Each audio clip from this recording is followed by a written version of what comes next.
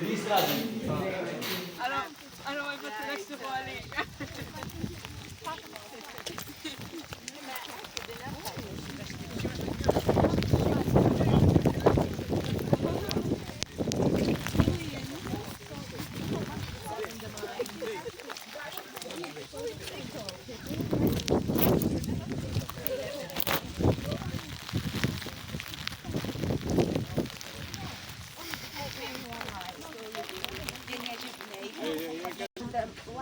It was like from Wikipedia. We have Russian teacher that was born in Russian.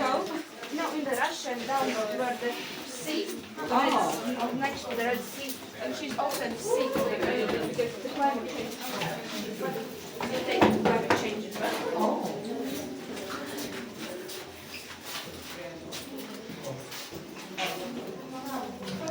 I'm sure.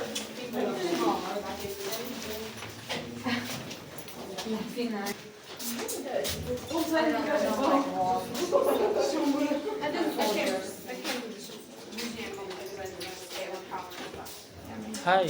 Actually, I don't want to come inside of your body. At first I think this is real. I'm in your bag. Just visit when we are in here. Europe.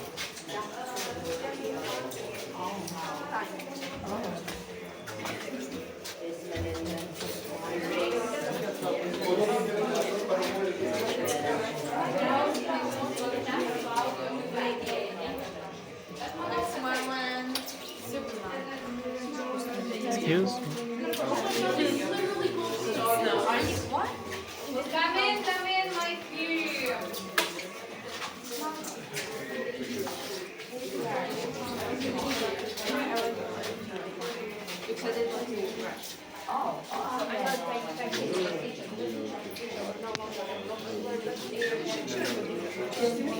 Excuse me. So we were again with one big class.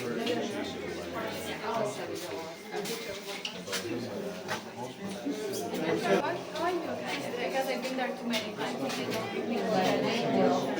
It's my like 45th time maybe here.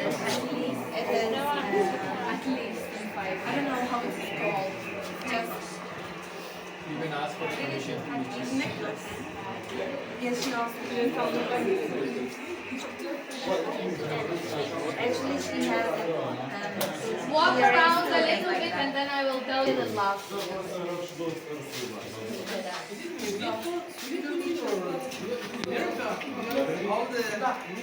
Cold War was between US. Yes. Cold War was between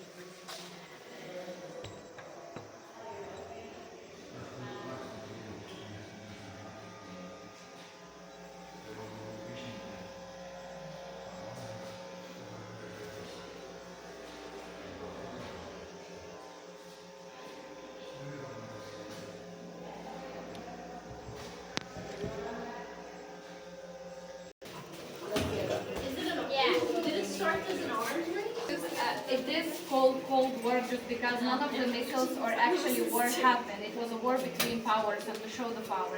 And it was happening during between the US and former Soviet Union as they were trying to prove who is more powerful in it.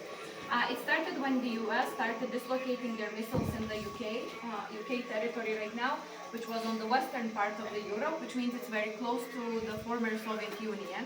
And of course, Soviets were threatened by everything and anything, so they started dislocating their missiles in Cuba and in former Soviet states. And this is how it happened for many, many years, as they were just putting more bigger weapons, bigger missiles, just to show the power. And it was kind of, we would say right now, internet war, but back then it was a war more than because of the power, and they were constantly trying to find the secret bases, because underground bases like this in former Soviet Union, they were around 125, if not more.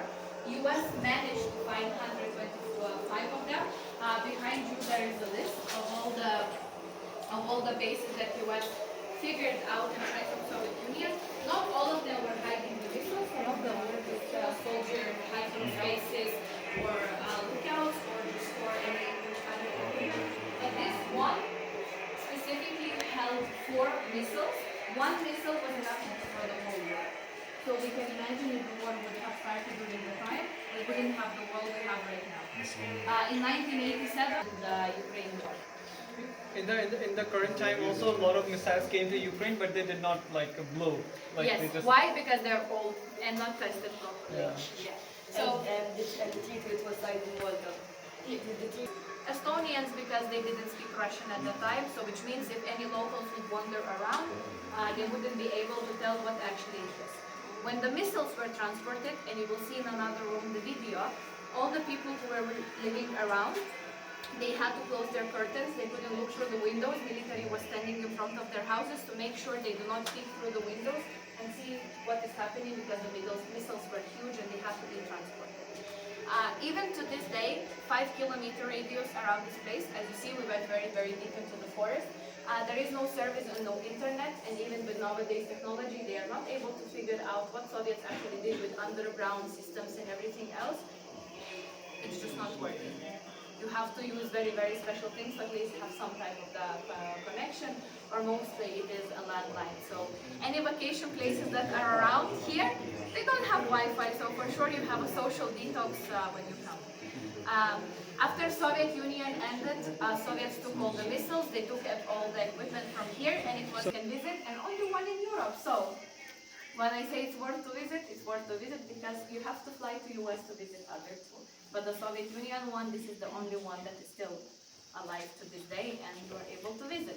We will actually go deep into the side where the missiles were stored, and you will see it.